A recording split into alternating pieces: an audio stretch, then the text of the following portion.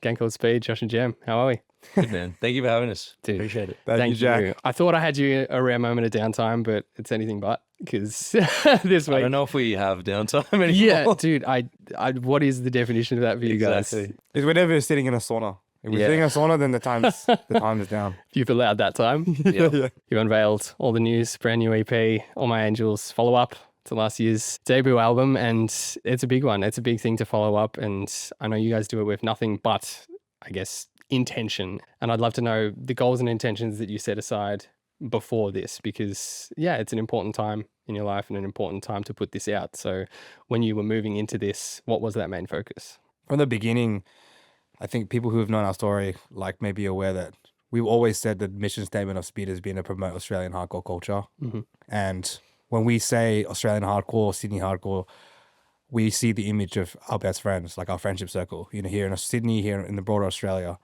And I think that's such a broad image for us as well, because when you're involved in something as nuanced and niche and tight-knit like Australian hardcore, if you're involved in a few years and take the time to kind of go around a bit, you kind of meet almost everybody around the country. And so we've been very, very lucky to have such an awesome network of close friends. And I think that's always going to be the thing that underpins Speed's message. It's promoting that kind of culture that we have between us, which rolls into All My Angels, because whilst there's so much love, I mean, there always is.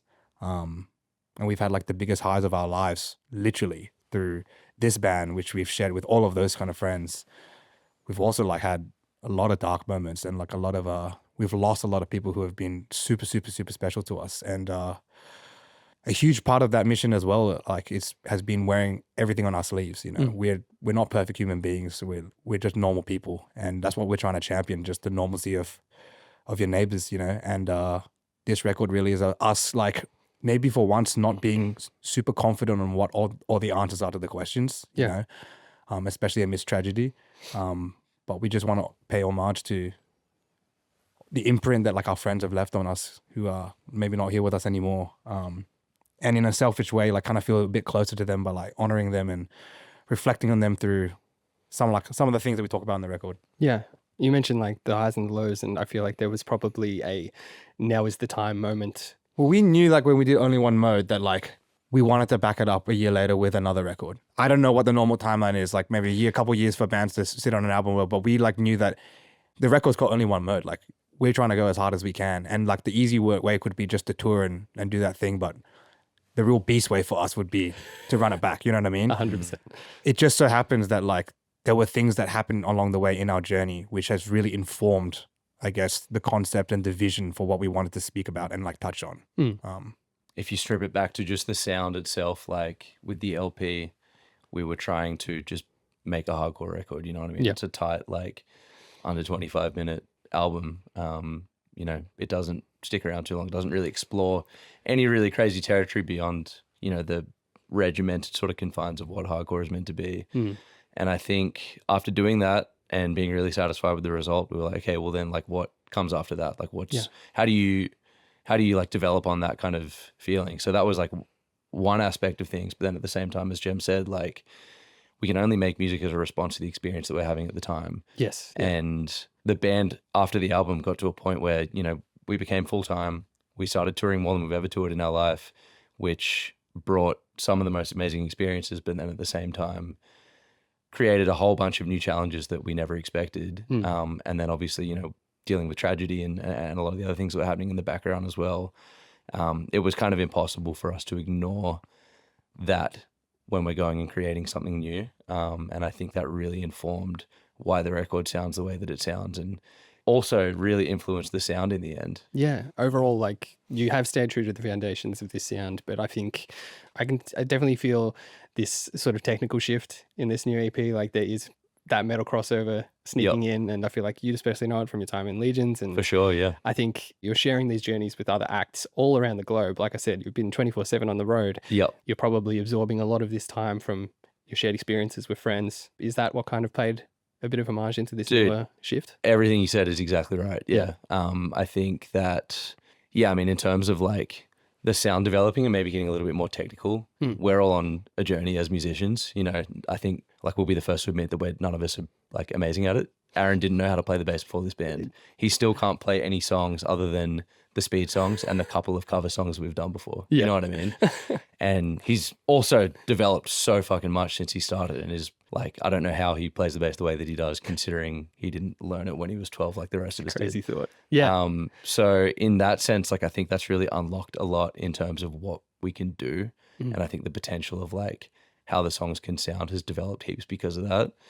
At the same time, like you said, being on the road with all of these other bands, you know, touring with bands like Knock Loose or playing with like a band like Turnstile, bands like Madball, like all of like the classic sort of bands that we grew up listening to, being around them has definitely inspired us to level things up as well. You know what I mean? And, you know, we love the fact that we're a hardcore band and things are so simple, but at the same time, like, I think we're all very, very hungry to prove more. And I think we really want to like find a bit more of our identity through the music, because we're so clear on who we are and what we stand for. But it's like, how do you then push that into creating a more, I guess, a more sort of developed idea of what the band is, and a more developed sort of aesthetic and image and just general sort of sound, I think, which is really kind of where we're sort of leaning towards with this now, I think. You mentioned in Ain't My Game, touching on themes of not idealizing or fantasizing life and the journey. And I think that is been such an important part, because I truly believe it is your core values that have brought you to where you are today. And I feel like that must ring pretty true, right? Thanks, man. Yeah, like this band started at such a late stage of our lives, like late, like quote unquote, like we're in our mid-30s now, most of us, you know what I mean? So we have kind of a bit of a leg up when we are doing a project like this, when we have a bit more life experience and a bit more perspective of what we want to talk about. And even though like, look, when we lost Alex and we lost RJ, we lost Timon, and like these moments where we were together, like holding each other, like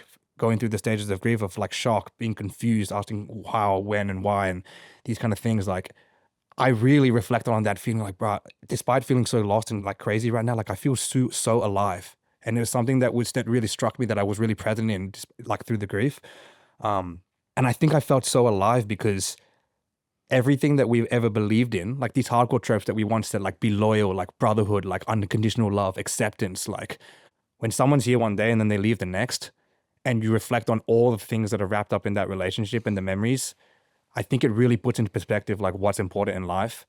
And right now with Speed, like we feel even more conviction to like what we've always talked about, because what's literally more real than sharing something with someone and that being like the ultimatum of everything, you know what I'm saying?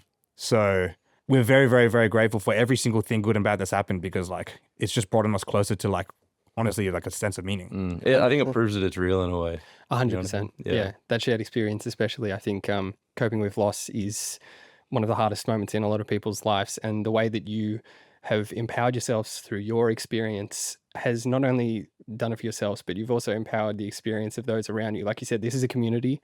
Everyone is feeling the results of this loss, and you have just helped kind of had them find their empowerment, and you've completely reframed the experience for them. And that is so special. Do you feel that hit from your surroundings? Like when this whole community is grieving, do you feel like you're all in it together? Oh, it's 100%. Yeah.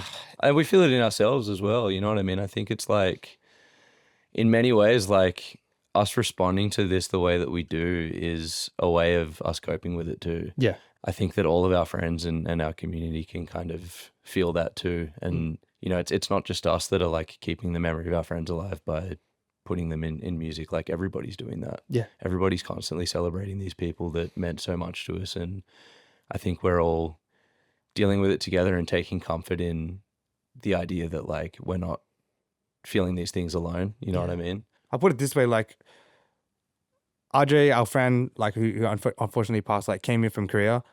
He came here like literally with a backpack and a visa. He messaged me like a week before he came here being like, yo, I'm from Korea, I book shows, let's hang out. And I was like, dope, there's a Primitive Blast show like next week, I'll meet you there, you know? And just not knowing who he was, not knowing nothing other than the fact that he's like kind of cut from the same cloth because we both like Madball, you know?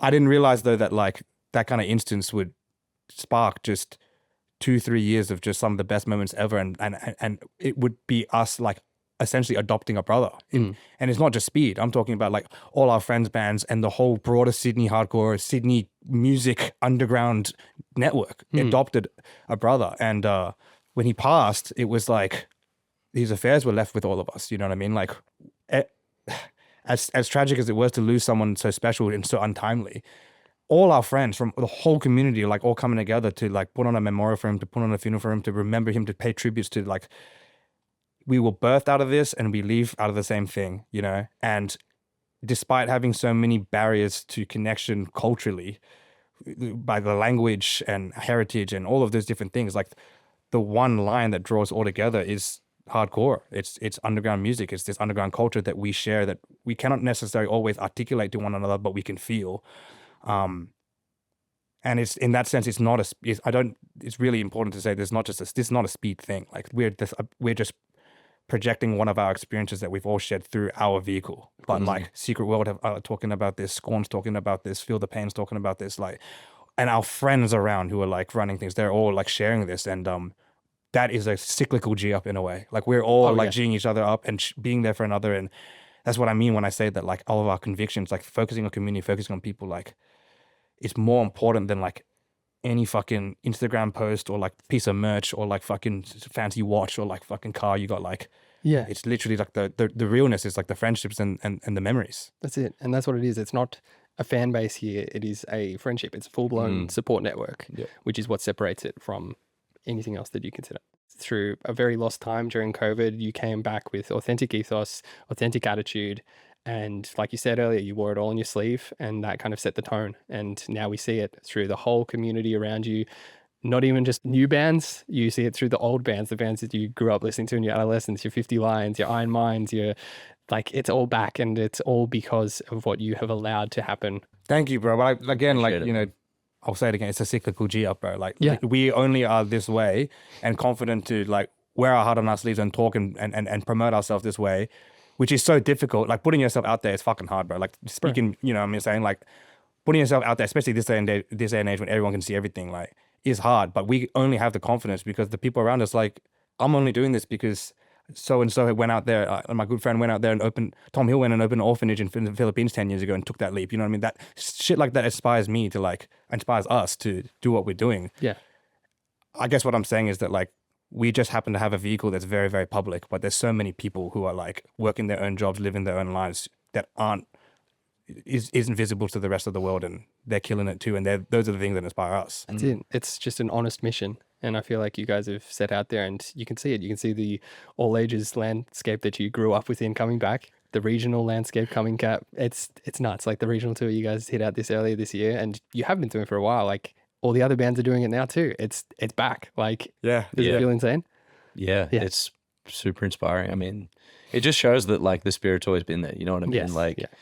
just fucking glad that it's like this now. You know what I mean? Like for so long, we felt like we were kind of like the last generation in hardcore, For real. and it was, It's a scary thought. yeah, it was a bummer to be honest, because like I have the best friends in the world because of this. You know what I mean? Like the things that I like now are the same things that I liked when I was 16. Yeah. Which I don't know if that's a good thing or a bad thing, but it is what it is. You know what I mean? Like I'm proud of that personally. 100%. And I'm so grateful for everything that this world has taught me.